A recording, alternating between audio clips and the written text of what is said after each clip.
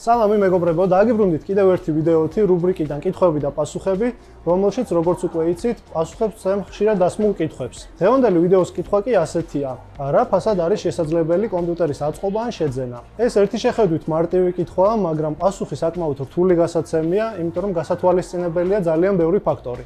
უპირველეს ყოვლისა, უნდა განვსაზღვროთ, რა ტიპის კომპიუტერის შეძენა გვსურს.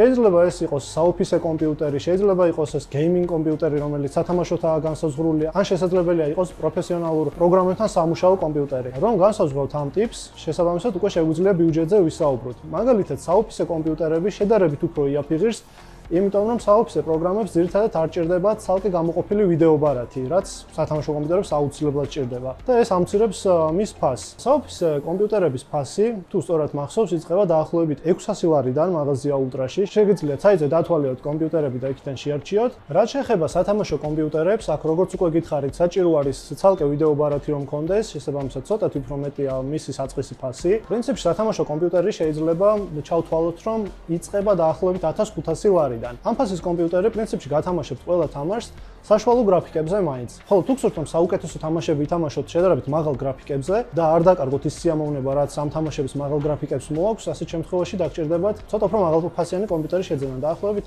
3000-4000, შეიძლება 5000 ლარიანი კომპიუტერისაც კი. სათამაშო კომპიუტერის ფასის ზედა ზღვარზე საუბარი ცოტა რთულია, იმიტომ რომ შეიძლება იყოს 10-15-20000-იც კი. მე პირადად ვიცნობ ისეთ ადამიანსაც, რომელსაც სათამაშო კომპიუტერში გადახდილი აქვს 20000 ლარიც კი. ხოლო რაც შეეხება სამუშაო კომპიუტერს, სამუშაო იმიტომ გამოვყავი საოფისესგან, რომ ეს ძირითადად არის ის კატეგორია, რომელიც განსაზღვრული არის გარკვეული პროფესიონალური პროგრამების გამოსაყენებლად და მათზე სამუშაოდ. რასაც ჭირდება საკმაოდ დიდი მოთხოვნები.